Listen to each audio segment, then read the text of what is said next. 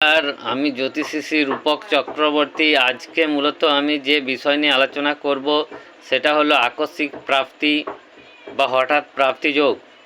হঠাৎ প্রাপ্তি যোগ বা আকস্মিক প্রাপ্তি বলতে বোঝায় মূলত কোনো আনএক্সপেক্টেড অর্থ হোক বা কোনো সম্পত্তি বা প্রপার্টি যেটা আমরা আমাদের ভাগ্যের দ্বারা পেয়ে থাকি সেটাকেই বলা হয় আকস্মিক প্রাপ্তি। আকস্মিক প্রাপ্তি যোগ দেখতে গেলে আমাদেরকে যে ভাবকে দেখতে হবে সে ভাব হলো অষ্টম ভাব। অষ্টম ভাব থেকেই মূলত আমরা আমাদের জীবনে আকস্মিক প্রাপ্তি করে থাকি। আকস্মিক প্রাপ্তি হতে গেলে অষ্টম ভাবের সাথে দ্বিতীয় ভাব বা একাদশ ভাবের কোনো না কোনো সংযোগ থাকতে হবে। অষ্টম ভাবের সাথে যদি দ্বিতীয় ভাব বা একাদশ ভাবের কোনো রকম কোনো সংযোগ তৈরি হয় তবে ব্যক্তিটি তার জীবনে আকস্মিকভাবে প্রাপ্তি ঘটবে। মূলত উত্তরাধিকার সূত্রে বা অ্যানসেস্ট্রাল সূত্রে ব্যক্তিটির জীবনে প্রাপ্তি ঘটবে। আবার একই রকমভাবে অষ্টম ভাবের অধিপতি যদি দ্বিতীয়ভাবে দৃষ্টি দেয় তবেও ব্যক্তিটির জীবনে আকস্মিক প্রাপ্তি ঘটতে পারে। আমরা জানি যে অষ্টম ভাব থেকে মূলত আমাদের উত্তরাধিকার সূত্রে কোনো রকম কোনো কিছু প্রাপ্তি বা শ্বশুর বাড়ির থেকে কোনো কিছু প্রাপ্তিকে নির্দেশ করে। আবার পঞ্চম ভাব থেকে মূলত জুয়া, ফাটকা, লটারি, সাট্টা ইত্যাদিকে নির্দেশ করা হয়। এছাড়া শেয়ার বাজারকেও নির্দেশ করা হয় মূলত এই পঞ্চম ভাব থেকেই। পঞ্চম ভাবের অধিপতি যদি কোনোভাবেই দ্বিতীয় ভাবের অধিপতির সাথে কোনো রকম কোনো সংযুক্ত হয় বা একাদশ ভাবের অধিপতির সাথে কোনো রকম কোনো সংযুক্ত হয় তবে ব্যক্তিটি জুয়া, ফাটকা, লটারি, শেয়ার ইত্যাদির মাধ্যমেও আকস্মিক প্রাপ্তি তার জীবনে ঘটবে। পঞ্চম ভাবের অধিপতির সাথে দ্বিতীয় ভাবের অধিপতির কোনো না কোনো সংযোগ, দৃষ্টি বিনিময় হোক বা সহাবস্থান হোক, পঞ্চম ভাবের অধিপতি দ্বিতীয়ভাবে অবস্থান করুক বা একাদশভাবে অবস্থান করুক তবেও ব্যক্তিটির জীবনে আকস্মিক প্রাপ্তি ঘটবে। বা পঞ্চম ভাবের অধিপতি যদি দ্বিতীয় ভাবের অধিপতি বা একাদশ ভাবের অধিপতিকে দৃষ্টি দেয় বা দ্বিতীয় ভাব বা একাদশ ভাবকে দৃষ্টি দেয় তবেও ব্যক্তিটির জীবনে আকস্মিক প্রাপ্তি মূলত জুয়া, ফাটকা, লটারি, শেয়ার ইত্যাদির মাধ্যমে ঘটবে। আবার একরকমভাবে অষ্টম ভাবের অধিপতি যদি দ্বিতীয় ভাবকে বা একাদশ ভাবকে দৃষ্টি দেয় তবে ব্যক্তিটির জীবনে মূলত উত্তরাধিকার সূত্রে পূর্বপুরুষদের কোনো রকম কোনো অর্থ বা সম্পত্তি বা শ্বশুরবাড়ির সূত্রে কোনো রকম অর্থ বা সম্পত্তি ব্যক্তিটি প্রাপ্ত করবে।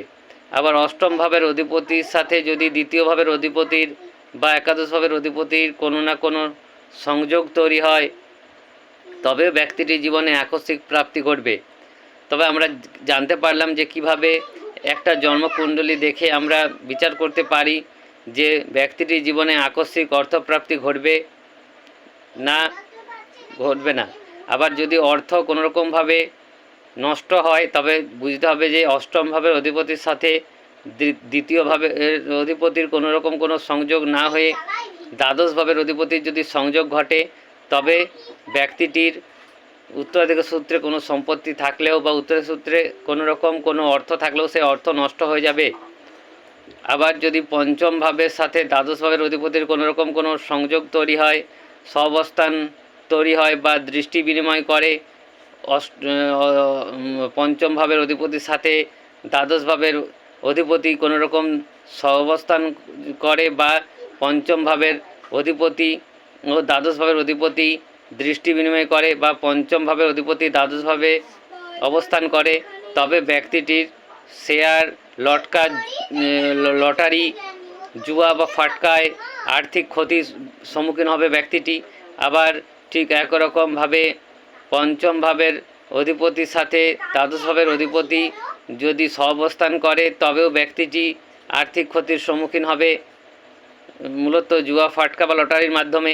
আবার অষ্টম ভাবের অধিপতির সাথে যদি দ্বাদশ ভাবের অধিপতির কোনো রকম কোনো সংযোগ তৈরি হয়, সহাবস্থান তৈরি হয় বা অষ্টম ভাবের অধিপতি দ্বাদশভাবে গিয়ে অবস্থান করে তবে ব্যক্তির উত্তরাধিকার সূত্রে বা শ্বশুরবাড়ির সূত্রে কোনো সম্পত্তি থাকলেও সেই সম্পত্তি নষ্ট হওয়াকে নির্দেশ করে। আজ মূলত আমি অর্থ বা সম্পত্তি প্রাপ্তি শ্বশুরবাড়ির সূত্রে হোক বা নিজস্ব পূর্বপুরুষ সূত্রে হোক সেটা পাবে কি না, সেটা যেমন বিচার আমরা অষ্টম ভাব থেকে করলাম, ঠিক একই রকমভাবে কোনোরকম কোনো জুয়া, ফাটকা, লটারি, শেয়ার ইত্যাদি মাধ্যমে ব্যক্তিটি কোনোরকম আর্থিক প্রাপ্তি হবে কিনা সেটা আমরা দেখলাম যে পঞ্চম ভাব থেকে আমরা দেখলাম। পঞ্চম ভাবের সাথে যখনই দ্বিতীয় ভাব বা একাদশ ভাবে কোনোরকম কোনো সংযোগ তৈরি হলো, তখন ব্যক্তিটি আর্থিক প্রাপ্তি ঘটলো আকস্মিকভাবে। কিন্তু যখনই দ্বাদশ ভাবে সংযোগ তৈরি হলো, ব্যক্তিটি আর্থিক ক্ষতির সম্মুখীন হলো। আবার একই রকমভাবে অষ্টম ভাবের সাথেও যদি দ্বিতীয় ভাব ও একাদশ ভাবের অধিপতির কোনো রকম সংযোগ তৈরি হয়, তবে ব্যক্তিটি আর্থিক দিক দিয়ে যেমন লাভের সম্মুখীন হবে। আবার ঠিক একই রকমভাবে অষ্টম ভাবের সাথে যখনই দ্বাদশ ভাবের কোনো রকম কোনো সংযোগ তৈরি হবে, তখন ব্যক্তিটি তার উত্তরাধিকার সূত্রের সম্পত্তি বা অর্থ বা তার শ্বশুরবাড়ির সূত্রে কোনো রকম সম্পত্তি বা অর্থ থাকলেও সেই অর্থ বা সম্পত্তি নষ্ট হবে। আজ মূলত এটুকু বিষয় নিয়ে আলোচনা করা হলো। পরবর্তী অনুষ্ঠানগুলোতে আর অন্যান্য বিষয় নিয়ে আলোচনা করা হবে। ধন্যবাদ, নমস্কার।